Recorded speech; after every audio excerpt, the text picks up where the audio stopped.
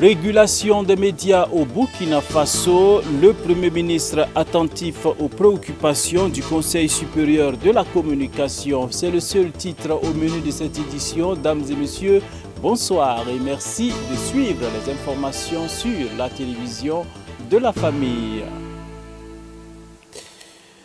Sans transition, nous l'annoncions tantôt, le Premier ministre Albert Ouedraogo s'est entretenu ce jour avec une délégation du Conseil supérieur de la communication conduite par son vice-président. Les échanges entre les deux parties ont porté sur la situation de l'institution, mais également sur deux questions liées notamment à la situation de la société burkinabé de télédiffusion et à l'activité des médias en cette période, bien entendu, d'insécurité. Abdul Aziz Bamogo, à sa sortie d'audience, il est au micro de la direction de la communication du Premier ministère. Nous avons pu échanger avec son Excellence, Monsieur le Premier ministre, sur la situation de l'institution, mais également sur deux autres questions liées notamment à la situation de la SBT, mais aussi à la question de l'activité des médias en lien avec la crise sécuritaire. Pour ce qui est de la situation de l'institution, vous savez qu'actuellement le Conseil supérieur de la communication n'est pas en nombre complet au niveau du collège. Et donc à ce niveau-là, avec le Premier ministre, nous avons échangé sur ces questions et sur la nécessité de pouvoir travailler à ce que le collège soit en nombre complet pour pouvoir mieux travailler et mieux assurer sa mission. Le deuxième point, celui qui est lié à la SBT, à ce niveau-là, nous avons présenté à son Excellence, Monsieur le Premier ministre, la situation assez difficile dans laquelle nous sommes, liée notamment à la difficulté de la SBT de pouvoir fonctionner normalement, parce que la SBT manque de moyens réels. Et donc à ce niveau-là, un certain nombre d'instructions ont été données, d'orientations ont été données par son Excellence, Monsieur le Premier ministre, pour que des discussions et des échanges se poursuivent en vue de trouver avec les différents acteurs des solutions qui permettent, qui garantissent un bon fonctionnement, un fonctionnement régulier de la SBT. Parce qu'il y va de la capacité même de notre pays à pouvoir faire en sorte que les populations puissent consommer les contenus des télévisions nationales. Donc à ce niveau-là aussi, son Excellence, Monsieur le Premier ministre, a donné un certain nombre d'indications qui nous permettent donc de continuer les échanges avec les acteurs afin de pouvoir trouver de meilleures solutions. Sur la question de l'activité des médias en lien avec la crise sécuritaire, nous avons présenté à son Excellence, Monsieur le Premier ministre, un certain nombre de préoccupations qui nous avaient été soumises par les acteurs des médias, pour voir comment est-ce qu'ils peuvent mieux jouer leur rôle dans ce contexte de crise sécuritaire.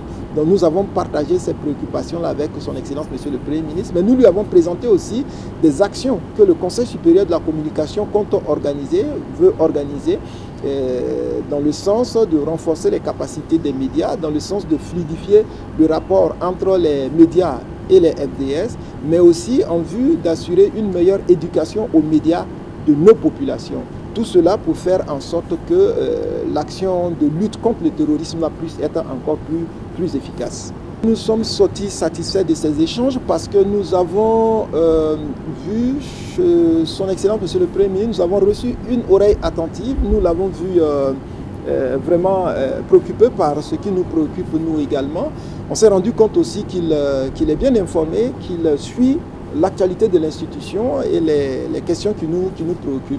Et sur les points qui nous préoccupent, il a dit sa volonté de mettre en œuvre ce qui est possible pour nous permettre de pouvoir résoudre les problèmes que nous avons posés. Donc vraiment, nous sortons satisfaits de ces échanges avec le chef du gouvernement. La situation sécuritaire, on en parle toujours dans cette édition, cette fois-ci dans la région du BAM. Et bien dans cette région, la situation sécuritaire, bien entendu, est toujours Très alarmante, ces fils et filles, n'en pouvant plus, se sont constitués en un mouvement dénommé Bamfangre pour interpeller les autorités à sauver le BAM, car le désespoir a gagné les cœurs. C'était en présence de Antoinette Bénon et Gédéon Tapsoba.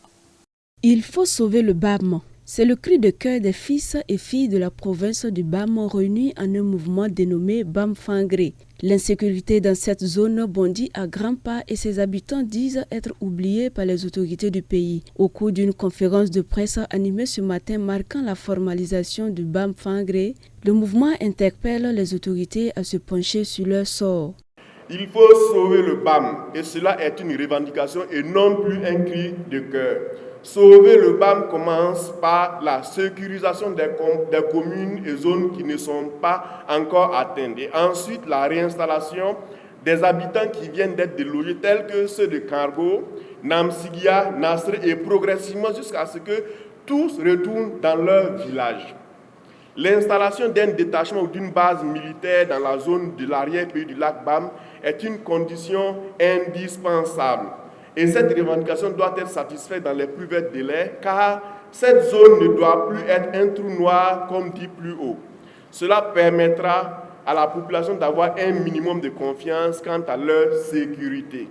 Certaines communes du BAM sont devenues le sanctuaire des terroristes, a déclaré le porte-parole du mouvement, car c'est avec stratège qu'ils gagnent du terrain en obligeant les populations à fuir leur localité.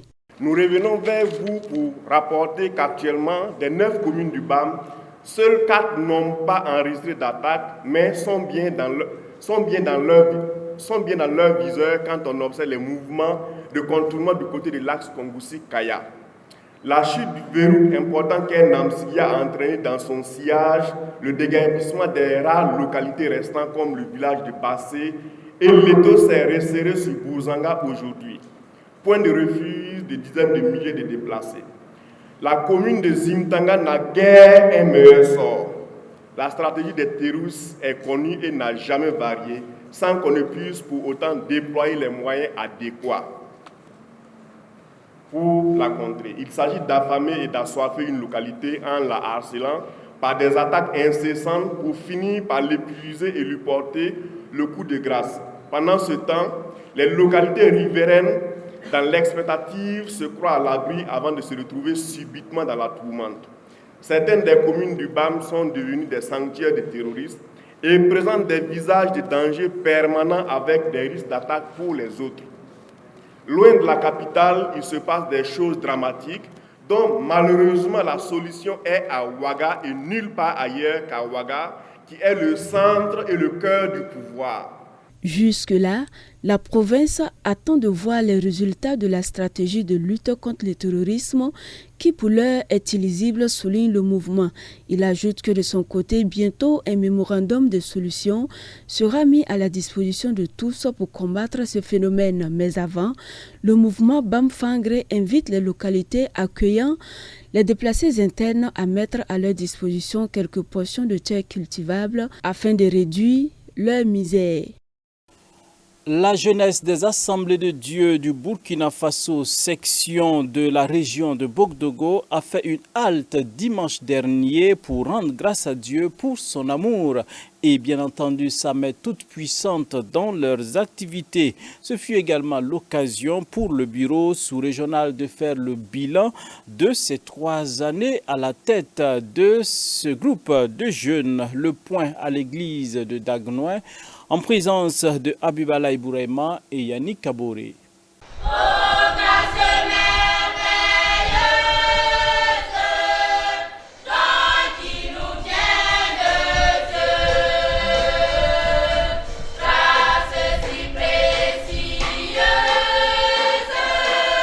Ce dimanche 24 avril 2022, dans la soirée, la JAD sous-régionale de Bogodogo Nord a tenu une cérémonie d'action de grâce à l'église des Assemblées de Dieu de Dagnoin pour faire le bilan de ses activités au cours de ces 3 années. Le bilan est satisfaisant selon les dires du président de la JAD sous-régionale de Bogodogo Nord. Il faut dire que le bilan que nous pouvons tirer, c'est de rendre grâce au Seigneur. Dire merci à Dieu pour ces 3 années. C'est depuis le 5 mai 2019 que la jeunesse a porté sa confiance en ce bureau. Et nous avons travaillé durant ces 3 années-là. Et le Seigneur vraiment a été avec nous. Nous avons pu implanter même une église qui vit actuellement. Et nous croyons que nous avons répondu à l'appel du Seigneur qui est la grande commission, qui est d'aller et de faire de toutes les nations des disciples. Donc le Seigneur nous a assistés, nous avons eu des moments de communion fraternelle, des retraites spirituelles, nous avons eu des moments de prière à la gloire du Seigneur. Donc nous pouvons dire vraiment que le Seigneur nous a assistés. Voilà pourquoi nous nous sommes réunis ici, environ une quarantaine d'églises qui sont au niveau de l'arrondissement 5 et de l'arrondissement numéro 11, principalement à Ouagadougou ici, voilà, pour rendre grâce au Seigneur pour ses bienfaits. À l'occasion de cette action de grâce, un message tiré de Psaume 103, versets 1 à 5, est donné par le président de la JAD de Bogodougou Sud. Ce message évoque l'ingratitude souvent de l'homme qui, une fois stable, oublie Dieu. En résumé, c'est David qui exprimait à travers ce psaume sa reconnaissance à Dieu. Le fait que Dieu le garde, Dieu le protège, Dieu le soutient. Et il dit dans le psaume que son âme ne doit pas oublier les bienfaits de Dieu. Voilà, et l'ingratitude, effectivement, ça se voit, parce que nous les hommes, le plus souvent quand on a les grâces de Dieu, on oublie qu'il y a le Créateur, il y a le bienfaiteur qui est là. Et le plus souvent on est ingrat. Mais à travers ce psaume, nous pensons que c'est un appel, une invite au peuple de Dieu, à la jeunesse, de ne jamais oublier les bienfaits de Dieu. À travers ces campagnes d'évangélisation, la JAD sous-régionale de Bogodougou Nord a pu implanter une église à Zaougo dans la province de Kouritenga. Cette église qui a été implantée à Koupela, c'était à Zaougo. C'était en tout cas une activité qui a mobilisé toute la jeunesse. Et chacun a donné de son temps et aussi de son argent. Et vraiment par la grâce de Dieu, ça a été fait. Et aujourd'hui l'église est ouverte. C'est comme on le disait, il reste des finitions, mais par la grâce de Dieu, tout s'est bien passé. 2 mois de préparatifs, rencontres et échanges, le comité d'organisation se dit satisfait aujourd'hui. Bon, c'est des sentiments d'action de grâce. Et comme vous l'avez si bien entendu, la cérémonie même. Voilà, 3 années, nous avons vu la main de l'Éternel au cours de ces différentes activités. C'est pourquoi le bureau sous-régional a jugé nécessaire de mettre un comité d'organisation en place. Dans les mois à venir, un nouveau bureau sera mis en place au niveau de la sous-région de Bogodougou Nord. À en croire au président de la sous-région, un projet est initié pour aider les jeunes à souffler un peu côté financier. Ce projet sera transmis au bureau à venir.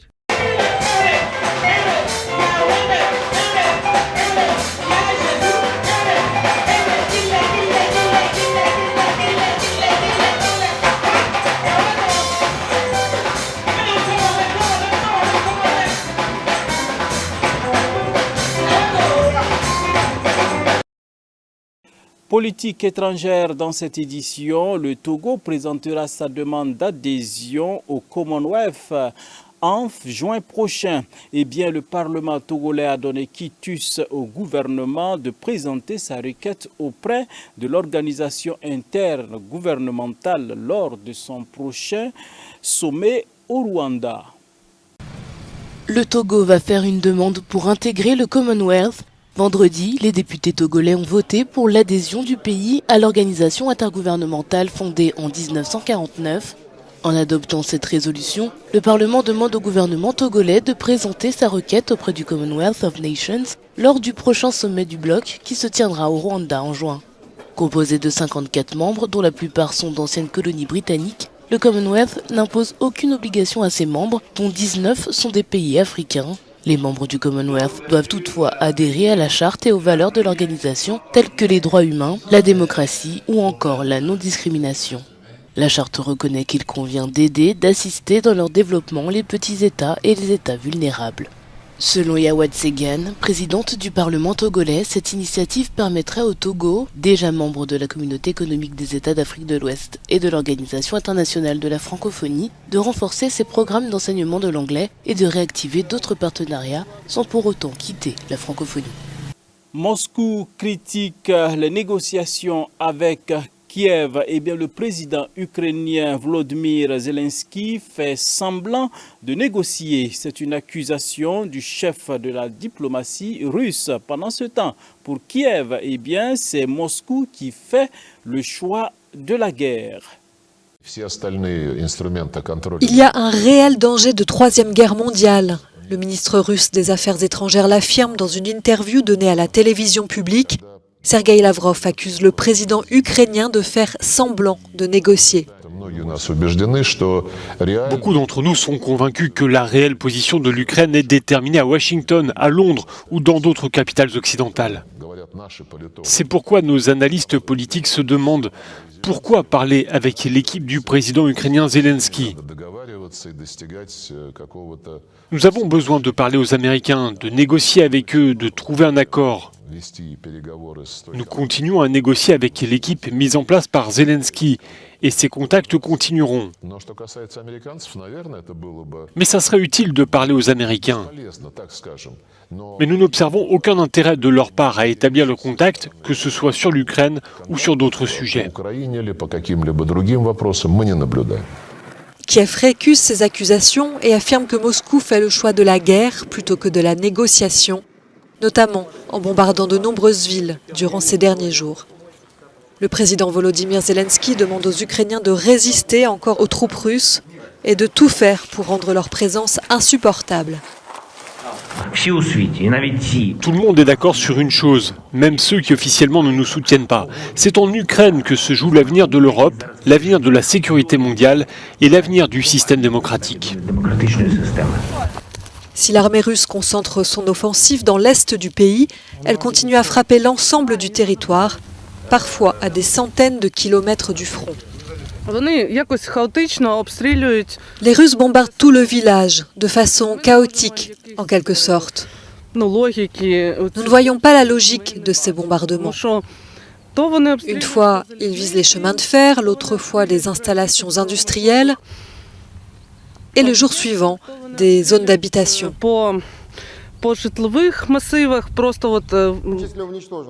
L'état-major russe prétend avoir détruit des équipements ferroviaires dans plusieurs régions, une information confirmée par Kiev. Plusieurs gares ont été touchées dans le centre et l'ouest du pays, tuant au moins 5 personnes.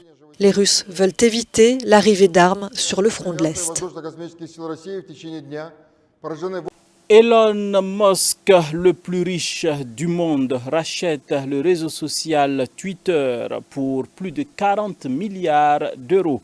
Annoncé depuis quelques semaines, un accord a enfin été trouvé. Suivez. Twitter passe entre les mains du milliardaire Elon Musk. L'homme d'affaires sud-africain avait fait une première proposition de rachat du réseau social il y a 2 semaines. Il se l'offre finalement pour plus de 40 milliards d'euros.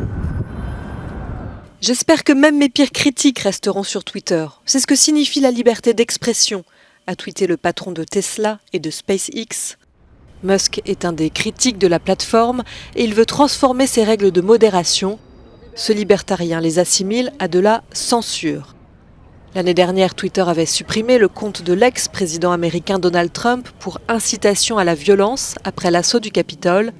Trump exclut un quelconque retour. À Washington, Joe Biden laisse entendre son inquiétude.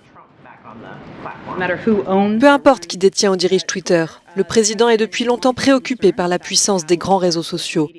Le pouvoir qu'ils ont sur notre quotidien plaide depuis longtemps en faveur de leur responsabilisation pour les torts qu'ils créent.